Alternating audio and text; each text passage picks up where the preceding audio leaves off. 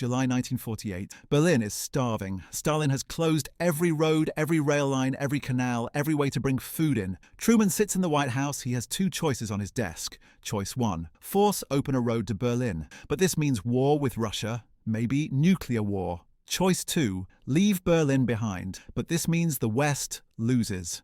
Communism spreads across Europe. Both choices are terrible. Both could destroy millions of lives. So Truman chose something different, something neither side thought was possible. This is the story of how one president faced an impossible choice, and how he won without firing a single shot. April 12th, 1945. President Roosevelt dies. Harry Truman becomes president, but he was not ready. Nobody told him the big secrets. Nobody briefed him on the plans. He was just the vice president. Nobody thought he would need to know. Therefore, Truman walks into the biggest job in the world knowing almost nothing. The war in Europe just ended. Cities are piles of rubble. Millions of people are dead. Millions more are hungry and homeless. The old governments are gone. The old systems are broken. But the victory did not bring peace. It brought a new kind of danger. Joseph Stalin runs the Soviet Union. His army is the biggest in Europe. During the war, Soviet troops pushed the Nazis back. They marched west. They took Poland. They took Hungary. They took Romania. They kept going. Now Stalin controls half of Europe, and he wants more. Truman has something Stalin wants badly. America has the atomic bomb. Only America. The bombs dropped on Japan proved they work. They proved they can end cities in seconds. But Truman has a problem. The American people are tired. They fought a huge war. They want their soldiers home. They want normal life back. Therefore, Truman brings the troops home. The massive army gets smaller. Young men go back to farms and factories. America has the bomb, but not many soldiers in Europe. Stalin sees this. He sees weakness. He sees opportunity. In his office, Truman meets with advisors. The conversations are tense. Everyone has different ideas. Some advisors say, Stalin is testing us. We must show strength. Others say, the people want peace. We cannot start another war. Truman listens, but nobody has good answers. Nobody knows how to stop Stalin without starting World War III. The problem gets worse in Germany. The Allies split Germany into 4 zones. America controls 1 zone. Britain controls 1. France controls 1. The Soviet Union controls 1. Berlin sits deep inside the Soviet zone. But Berlin is also split 4 ways. America, Britain, and France share West Berlin. The Soviets control East. This creates a strange situation. West Berlin is like a small island. It sits in the middle of Soviet territory. Everything around it belongs to Stalin. The Western Allies promised to protect West Berlin. 2 million people live there. They depend on the West for food, coal, medicine, everything. But to reach West Berlin, supplies must cross Soviet land. Trucks drive on Soviet roads, trains ride on Soviet rails, barges float on Soviet canals. Therefore, Stalin controls all the supply lines. Truman's advisors see the trap. If Stalin blocks the roads, West Berlin starves. The West must either force the roads open or abandon the city. Both options are disasters. In 1947, Truman makes his first big move. Greece and Turkey face Soviet pressure. Communist rebels want to take over. Truman announces the Truman Doctrine. America will help free nations resist communism. Congress approves money for Greece and Turkey. The rebels fail, but this makes Stalin angry. He sees America interfering in his sphere. He decides to push harder. The pressure shifts to Germany. Soviet officers start making life difficult. They slow down the trains to Berlin. They demand extra paperwork. They search every truck. Supply convoys take twice as long. American officials complain. Soviet officials shrug. In Washington, intelligence reports pile up. The CIA warns Stalin is testing the West. He wants to see how far he can go. Berlin is his target. Truman reads the reports. He understands what is coming, but he doesn't know what to do. The American people do not want war. Congress does not want war. Europe is exhausted. Nobody wants to fight again. But Stalin is counting on this. He thinks the West is too weak, too tired, too afraid. Therefore, he prepares to make his move. Truman sits in the Oval Office. Maps cover his desk.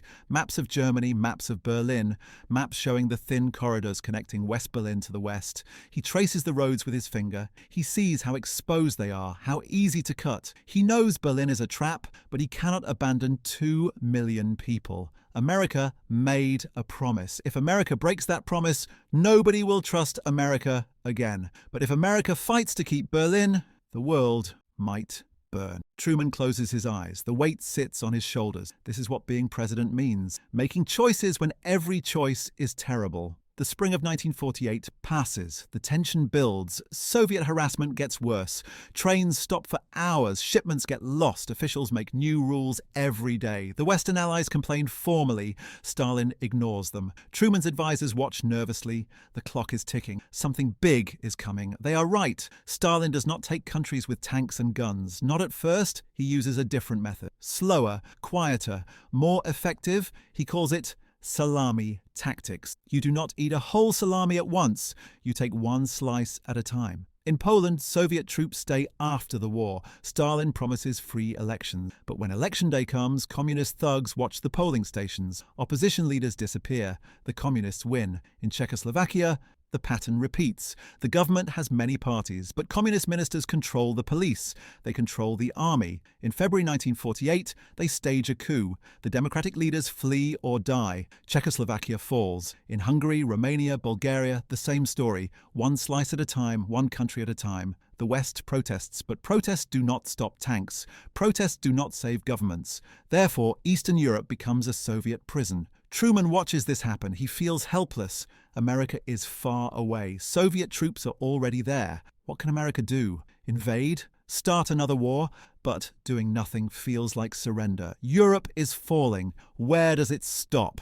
In March 1947, Truman makes his stand. He announces the Truman Doctrine in a speech to Congress. He says America will support free peoples fighting against armed minorities or outside pressure. It sounds simple, but the meaning is clear. America will oppose Soviet expansion.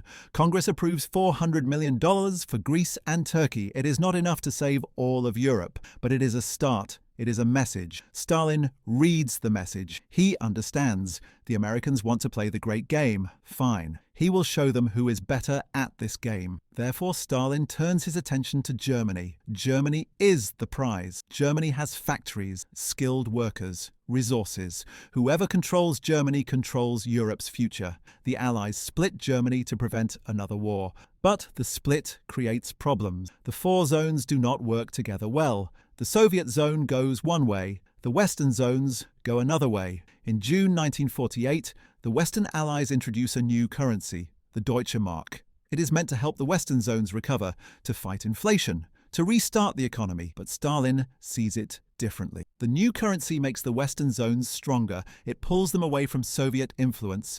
It creates two Germanys instead of one. Stalin doesn't want two Germanys. He wants all of Germany under his control, or at least neutral, definitely not allied with the West. The new currency gives him an excuse. He declares it illegal in the Soviet zone. He demands the West cancel it. The West refuses. Therefore, Stalin decides to force the issue. He chooses Berlin as his battlefield. Berlin is perfect for this. The city sits deep inside his zone. The Western Allies are far away. Their troops are few. Their supply lines are long and vulnerable. If Stalin squeezes Berlin, the West faces an impossible choice: fight or flee. Either option makes them look weak. In the spring of 1948, Soviet harassment increases. Trains get stopped more often. Paperwork gets rejected for small mistakes. Guards search trucks for hours. The Allies complain through official channels. Soviet officials give vague excuses. Technical problems, security concerns, new regulations. But everyone knows the truth. This is pressure. This is testing. Stalin is seeing how much the West will tolerate. The answer appears to be quite a lot. The West complains but does nothing else. They accept the delays. They fill out the extra form. They wait at the checkpoints. Stalin takes note. The West is weak, divided, uncertain. They will not fight over a few delays. Therefore, he prepares to do more. In Washington, General Lucius Clay sends urgent messages. Clay commands U.S. forces in Germany. He's been in Berlin since the war ended. He knows the situation is getting worse. Clay warns Stalin is preparing something big. The harassment is not random. It is systematic. It is building towards something. Truman's advisors read Clay's reports. They discuss options. But what can they do? Send more troops? That takes time. That might provoke Stalin to act faster. Do nothing?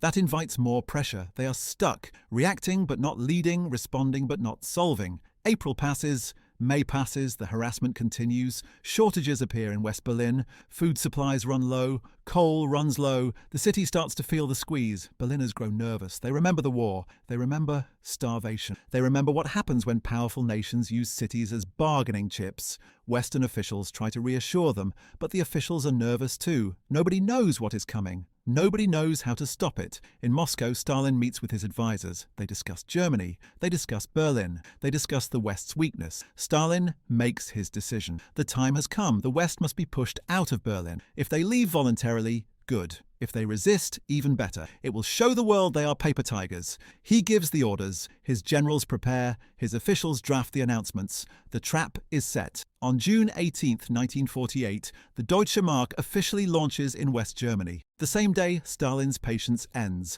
Therefore, he springs the trap. June 24, 1948. The sun rises over Berlin. But something is different. Something is wrong. The trains are not moving. The roads are blocked. Guards stand at every checkpoint. They have new orders. Nobody passes. Stalin has cut every land route to West Berlin. Every road, every rail line, every canal. All supplies are stopped. All movement is stopped. West Berlin is sealed off. 2 million people live in West Berlin. They need 4,000 tons of food and supplies every day. They need coal for heat, medicine for hospitals, power for factories, but now they have none of it. The supply convoys are stuck outside the Soviet zone. The warehouse stores are limited. City officials count what they have. 35 days of food, 45 days of coal. After that, nothing. Therefore, West Berlin faces starvation. In Washington, Truman receives the news. He reads the cable from Berlin. His face goes hard. Stalin made his move. Truman calls an emergency meeting. His top advisors gather in the cabinet room. The mood is dark. Secretary of Defense James Forrestal speaks first. Stalin has us trapped. We must respond with force. What kind of force? Truman asks. An armed convoy. We drive through the Soviet zone. If they stop us, we push through. Silence fills the room. General Omar Bradley, chairman of the Joint Chiefs, clears his throat. That means war. Soviet troops outnumber us 10-1 in Europe. If shooting starts, we cannot win with conventional forces. Then we use the bomb, Forrestal says. Another silence, longer this time. Truman looks at Bradley. What are our chances in a war with Russia? Bradley does not hesitate. We would win eventually, but millions would die, maybe tens of millions. Cities would burn. Europe would be destroyed. Truman turns to Secretary of State George Marshall. George, what if we abandon Berlin? Marshall shakes his head. The alliance collapses. France and Britain lose faith in American promises. Western Europe falls into Soviet hands without a fight. Stalin wins everything. Therefore, Truman faces his impossible choice. Option A. Force a corridor through Soviet territory. Use military might. Show Stalin that America will not back down. But this option leads to war, almost certainly. Soviet troops will fire on American convoys. American troops will fire back. The shooting will spread. The Soviets might invade West Germany. America might use atomic weapons. Millions of people will die. Option B, abandon West Berlin. Pull out Western troops. Leave the 2 million Berliners to Soviet control. But this option destroys American credibility. Every ally will doubt American promises. Every fence-sitter will lean toward Moscow. Stalin will push further. Maybe France next, maybe Italy. Maybe all of Western Europe falls without America firing a shot. Both options are catastrophic. Truman stands and walks to the window. He stares out at the rose garden. The summer flowers are blooming. Life looks peaceful, normal. But in Berlin, people are counting their last meals. Children are asking their parents when the food trucks will come. Hospital directors are rationing medicine. Truman made a promise. America would protect free Berlin. But how? How do you keep a promise when every option breaks the world? The advisors wait for his decision. The room is quiet. The clock ticks. Forrestal wants action. He wants to show Stalin that America is not weak. He wants the armed convoy. Marshall wants caution. He wants to avoid war, but he also refuses to abandon Berlin. He is torn like everyone else. The military leaders want clear orders, but they also want peace. They saw enough death in World War II. They do not want World War III. Truman feels the weight. This is not just politics. This is not just strategy. This is life and death for millions of people. If he chooses the convoy and war starts, those deaths are on him. Every burning city, every dead soldier, every family destroyed. If he abandons Berlin, those people under Soviet control are on him. Their freedom lost, their lives controlled by Stalin's secret police, their children growing up in fear. There is no good choice, no safe choice, no choice that lets him sleep peacefully. But there must be a third option. Truman turns from the window. He looks at his advisors. He sees their stress, their fear, their lack of answers. Is there any way to supply Berlin without using the roads? He asks. The advisors look confused. What do you mean? Marshall asks. By air, Truman says. Can we supply an entire city by air? The room reacts. Some advisors lean forward with interest. Others shake their heads. Bradley looks doubtful. Mr. President, Bradley says carefully, Berlin needs 4,000 tons of supplies per day. That would require hundreds of flights every single day for months, maybe longer. Is it possible? Truman presses. Bradley hesitates. Technically, maybe, but it has never been done. The logistics would be insane. Truman nods slowly. An idea is forming, a way out of the trap. Then we will do what has never been done, Truman says. Therefore, the impossible becomes necessary. Truman calls the military chiefs back the next morning. They gather in the same room. But this time Truman has clarity in his eyes. I will not abandon Berlin, he says, and I will not start a war. The generals exchange looks. Those two statements seem to contradict each other. Then what do you propose, sir? Bradley asks. We supply Berlin by air, every day, every meal, every lump of coal, everything they need. Forrestal interrupts. Mr. President, the Air Force cannot possibly move that much material. The numbers do not work. Truman fixes him with a hard stare. Make the numbers work. But the skepticism is real. The generals are not being difficult, they are being realistic. Berlin needs 4,000 tons of supplies per day, minimum. That is just to survive, not to thrive, just to not starve. The largest cargo planes America has can carry about 10 tons. Therefore, they need 400 flights per day. That is one plane landing every 4 minutes for 24 hours every single day. But planes need maintenance, pilots need rest, weather stops flights, accidents happen. Therefore, they need even more planes, more pilots, more ground crews, more of everything. The generals run the calculations. They come back with bad news. It cannot be done with current resources, Bradley reports.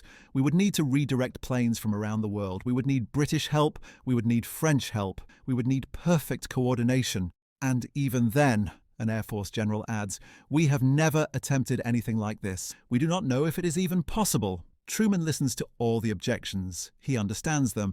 These are not weak men making excuses. These are experienced officers explaining real problems. But Truman sees something they do not see. He sees the political genius of the airlift option. If Stalin blocks the roads, that is aggressive. That is hostile. But it is not war. Therefore, the world might accept it. But if Stalin shoots down cargo planes bringing food to civilians, that is different. That is murder. That is indefensible. Stalin cannot stop the airlift without looking like a monster. And if he looks like a monster, he loses support, even from his own allies. Therefore, the airlift is not just logistics, it is moral warfare. Truman explains this to his advisors. He shows them the brilliance of the trap he is setting for Stalin. Stalin thinks he forced us into an impossible choice, Truman says. But we are giving him an impossible choice instead. Either he lets us fly, or he shoots down planes carrying food to starving children. Marshall sees it first. His eyes light up. And if he shoots us down, the whole world turns against him. Exactly. But he will not shoot us down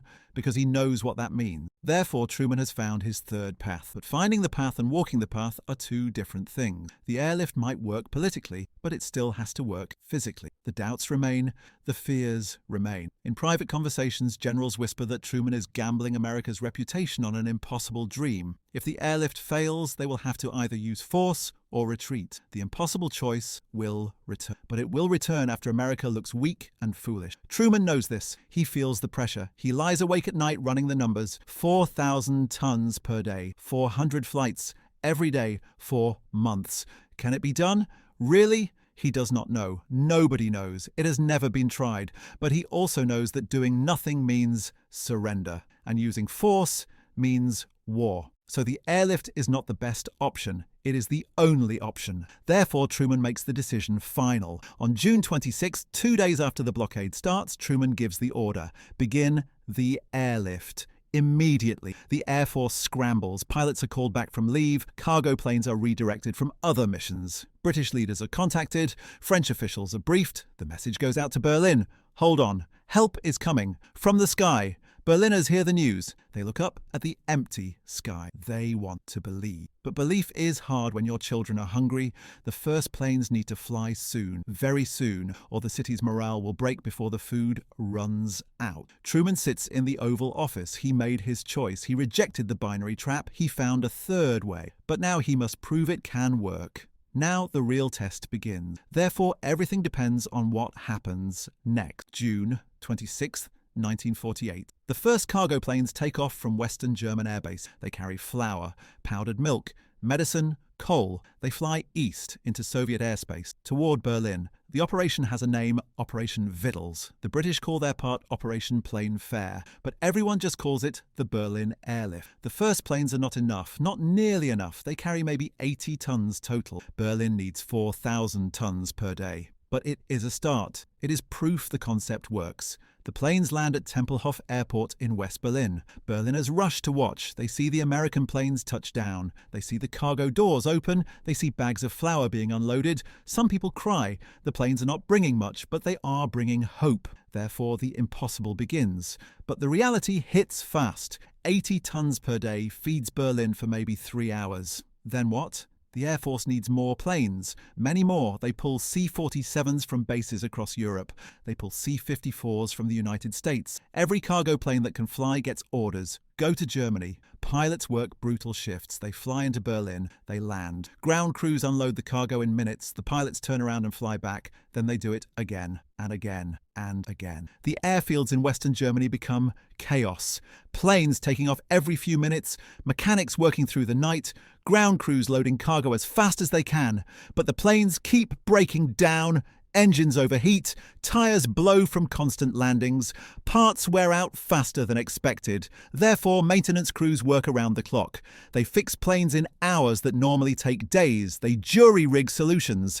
They push everything to the limit. In Berlin, Tempelhof Airport cannot handle all the traffic. The runway is too short, the facilities are too small, planes are waiting in line to land. Therefore, engineers start building a new runway at a different airport. Gatow, and they need to do it fast, but there is a problem. They need concrete, steel, heavy equipment. All of this must be flown in. Before they can expand capacity, they need to use existing capacity to bring in building materials. It seems impossible, but they do it anyway. Berliners volunteer to help, thousands of them. They clear rubble, they carry stones, they mix concrete. Old men, women, teenagers, everyone helps. They work through rain, through heat, through exhaustion. They know their lives depend on this runway. The new runway at Gatow opens in weeks instead of months. Now more planes can land, more supplies can flow, but 4,000 tons per day is still far away. The airlift is bringing in maybe 1,500 tons per day. That is not enough. Berliners are still hungry, still cold, still scared. Stalin watches this. He thinks it is amusing. The Americans are trying to supply a whole city by air. It is impossible. It will fail. And when it fails, they will have to retreat or fight. Therefore, Stalin waits. He expects the airlift to collapse. But Truman doesn't wait. He pushes harder. He brings in more planes, more pilots, more crew. He asks the British for maximum support. Prime Minister Clement Attlee agrees immediately. British planes join the stream. The Royal Air Force sends everything they have: cargo planes, transport planes, even flying boats that land on Berlin's lakes. The French contribute too. Their zone has limited resources, but they provide ground support, fuel, mechanics, runway access. The operation grows and grows and grows. By August, the system starts working. Planes land every 5 minutes. Ground crews perfect their unloading drill. They get a plane unloaded in 6 minutes, then it takes off again. The airlift becomes a machine, precise, efficient, relentless, but it is still not enough. Berlin needs more than food. It needs coal. Winter is coming. Without coal for heat, people will freeze. Coal is heavy, very heavy. The planes can carry less coal than food. Therefore, they need even more flights to deliver coal. The Air Force brings in bigger planes. C-54 Skymasters, they carry more weight. They fly faster. They are more reliable. By September, the airlift is bringing in 3,000 tons per day. Getting close, but still short. And the crashes start. Planes flying constantly in all weather. Tired pilots, worn equipment. Accidents are inevitable. A C-47 crashes on takeoff. The crew dies. Another plane crashes in fog. More deaths. Families receive telegrams. Funerals are held. Each crash hurts morale. Each crash makes people wonder if the cost is too high. But Truman does not stop. The pilots do not stop. The ground crews do not stop, because stopping means surrender. Stopping means 2 million people fall under Soviet control. Stopping means Stalin wins. Therefore, they keep flying. In Berlin, the sound of airplane engines becomes constant. Day and night, every few minutes, another plane, more supplies. Berliners start to believe the West is not abandoning. The airlift is not a temporary gesture. It is real. It is working. Children stand near the airports. They watch the planes come in. They wave at the pilots. The planes become symbols, symbols of freedom, symbols of hope. October arrives, then November. The airlift hits 4,000 tons per day. Berlin is surviving, but winter is here. The real test is coming. Can the airlift work in snow, in ice, in brutal cold? Everything depends on the next few months. The winter of 1948 is harsh. Snow falls on Berlin. Temperatures drop below freezing. Ice covers the runways, but the planes keep flying. Through snowstorms, through fog, through darkness. The pilots learn to land blind. They use primitive radar. They follow radio beacons. They trust their instruments when they cannot see the ground. Sometimes they land in weather that would normally ground all flights. But there is no choice. Berlin is depending on them. Therefore, impossible becomes routine. On the ground, Berliners face the cold. They have coal, but not much. Families gather in one room to share heat. They wear coats inside. They see their breath indoors. But they do not complain. They know the airlift is working as hard as it can. They know people are dying to keep them alive. Therefore, they adapt. They endure. They survive. Something remarkable happens during this time, something that changes the entire meaning of the blockade. The airlift becomes more than logistics. It becomes a symbol, a story, a demonstration of two different philosophies. Stalin's blockade uses power to hurt civilians. It uses hunger as a weapon. It shows the Soviet way: force, coercion, control. But the airlift shows something different. It shows sacrifice for strangers. It shows free nations working together. It shows the democratic way: cooperation, compassion, humanity. The contrast becomes obvious to everyone, even to people who do not care about politics. Stalin is making children go hungry on purpose. Truman is risking pilot lives to feed those same children. Which side looks moral? Which side looks monstrous? Therefore, the airlift wins hearts before it wins the battle. One pilot makes this especially clear. His name is Gale Halvorsen. He is a young Air Force lieutenant. He flies C-54s into Berlin. One day, Halvorsen talks to children near the airport fence. They watch the planes land. They are thin, hungry, but they do not beg. This surprises Halvorsen. Children in other countries always beg for candy or gum, but these children just watch, grateful for the planes, not asking for more. Halvorsen reaches into his pocket. He finds 2 sticks of gum. He breaks them in half. He gives the pieces to 4 children. The children share the gum. They split it further. They pass it around so everyone can smell it, even the ones who do not get a piece. Halvorsen is moved. These children have so little, but they share. They are kind to each other. Therefore, he makes a promise. He will bring candy on his next flight. He will drop it from his plane. The children ask how they will know which plane is his. "I will wiggle my wings," Halvorsen says. The next flight, Halvorsen brings chocolate bars tied to handkerchief parachutes. As he approaches Berlin, he wiggles his wings, then he drops the candy. Children on the ground see the parachutes. They run to catch them. They scream with joy. Word spreads. Children come to the airport every day, watching for the plane that wiggles its wings, watching for candy falling from the sky. Other pilots hear about this. They start bringing candy too. They make parachutes from old shirts, from handkerchiefs, from rags. The candy drops become famous. Newspapers report on them. Photographers capture the falling parachutes. The image goes around the world. People see this and understand. This is not just about feeding a city. This is about dignity, about showing that free people care. Halvorsen gets a nickname, the Candy Bomber. Later, Operation Little Victuals, but really it is a symbol of everything the airlift means. Stalin cannot respond to this. What can he do? Shoot down planes dropping candy? Threaten children collecting chocolate? Any action he takes makes him look worse. Therefore, he does nothing. He just watches as the moral war turns against him. In East Berlin, people hear about the Candy Bomber. They hear about the constant flights. They see West Berlin surviving. Some East Berliners try to cross into West Berlin. They want the freedom, the hope, the connection to the West. Soviet police stop them, build barriers, make rules. The division between East and West becomes harder, more concrete, more permanent. But this division also makes a statement. Stalin has to force people to stay in his zone. The West does not. People want to be where the candy bombers fly. Therefore, the moral battle tips further toward Truman. By spring 1949, the airlift reaches incredible numbers. Some days planes land every 90 seconds. Not every few minutes, every 90 seconds. The tonnage climbs, 5,000 tons per day, 6,000 tons per day.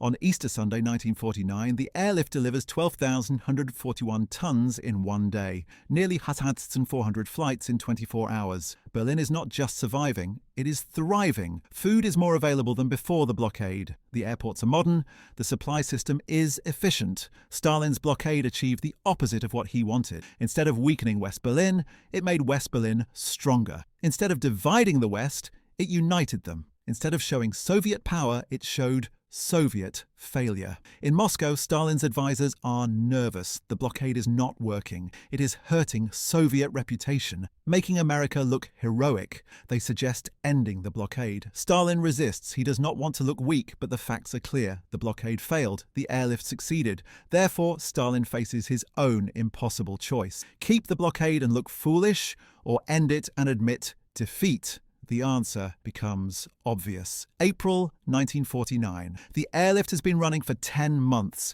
10 months of constant flights, 10 months of round-the-clock operations, 10 months of proving the impossible is possible. Stalin finally accepts reality. The blockade is not working. It will never work. The airlift can supply Berlin forever if needed. In fact, the airlift is getting better. The crews are more efficient. The systems are more refined. They could keep this going for years. Therefore, Stalin has lost his leverage. But he cannot just lift the blockade. That would be obvious defeat. He needs a face-saving way out. Soviet diplomats start making quiet contacts, behind the scenes, unofficial channels. They hint that maybe negotiations could happen. Maybe compromises could be found. The West knows what this means. Stalin wants out. But he needs cover. Western diplomats play along. They suggest talks at the United Nations, discussions about Germany's future, meetings to reduce tensions. None of this matters much, but it gives Stalin a reason to end the blockade. He can claim he is being diplomatic, reasonable, working toward peace. On May 12, 1949, at 1 minute past midnight, the blockade ends. Soviet guards step aside, the roads open, the rails open, the canals open. The first truck convoy drives into Berlin. People line the streets, they cheer, they wave flags, they cry. The airlift won, against all odds, against all predictions, against Stalin's certainty.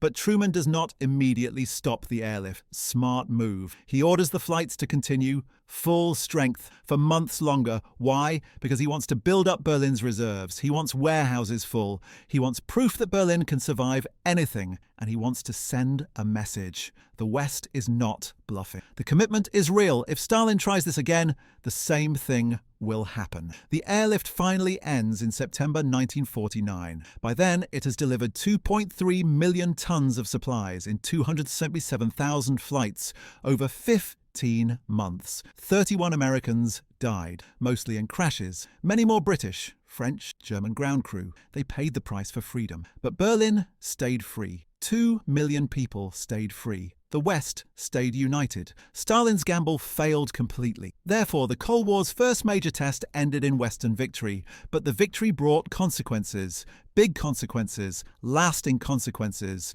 The blockade proved that the Soviet Union was not a partner. It was an adversary, a threat, an enemy that would use hunger as a weapon. Therefore, the West organized. Permanently. In April 1949, while the blockade was still ongoing, 12 nations signed a treaty, the North Atlantic Treaty, NATO. They pledged collective defense. An attack on one is an attack on all. If Soviet tanks roll west, everyone fights together. NATO became the shield protecting Western Europe. It still exists today. It exists because of what Stalin tried to do in Berlin. Germany itself split permanently. The Western zones merged into the Federal Republic of Germany. West Germany, democratic, allied with the West. The Soviet zone became the German Democratic Republic. East Germany, communist, controlled by Moscow. Berlin split too. West Berlin remained free, but it stayed an island, surrounded by communist territory, a symbol of resistance in the middle of Soviet power. This division lasted 40 years, until 1989, when the Berlin Wall fell, when East Germany collapsed, when the Cold War ended. But in 1949, nobody knew this would last so long. They just knew the world had changed. Truman's impossible choice had reshaped everything. By refusing to choose between war and surrender, Truman created a third option, an option that required faith, courage, massive effort, precision, coordination, an option that seemed impossible until it was done. The Berlin airlift proved that democracies could work together, that free nations could achieve miracles, that moral clarity could defeat coercion. It proved that Stalin's model, force, fear, control, was not inevitable, not irresistible, not victorious. Therefore, the Cold War became winnable. Not easily, not quickly, but winnable. Truman left office in 1953. Not popular. Many Americans thought he was too soft on communism, or too aggressive, or not decisive enough. History judges him differently now. The Berlin airlift is seen as his finest hour. The moment he faced an impossible choice and refused to accept it. He did not abandon Berlin. He did not start World War III. He found a way to do both. In Berlin today, there is a monument, the Airlift Memorial, 3 curved pillars reaching toward the sky, representing the 3 air corridors that kept Berlin alive. Names are carved on the monument, the names of those who died, American names, British names, German names, people who gave their lives so others could stay free. Berliners still remember, they still honor the airlift, they still teach their children about the planes that saved them, because the Berlin airlift was more than a military operation, more than a logistical achievement, more than a Cold War victory. It was proof of what humans can do when they refuse to accept evil as inevitable. Stalin set a trap. He thought he forced the West into an impossible choice. He thought he was smarter, stronger, more ruthless. But Truman understood something Stalin did not. When you face an impossible choice, you change the game. You find a third path. You make the impossible necessary. And then you do it. That is what leadership means. That is what moral courage means. That is how you win without firing a shot.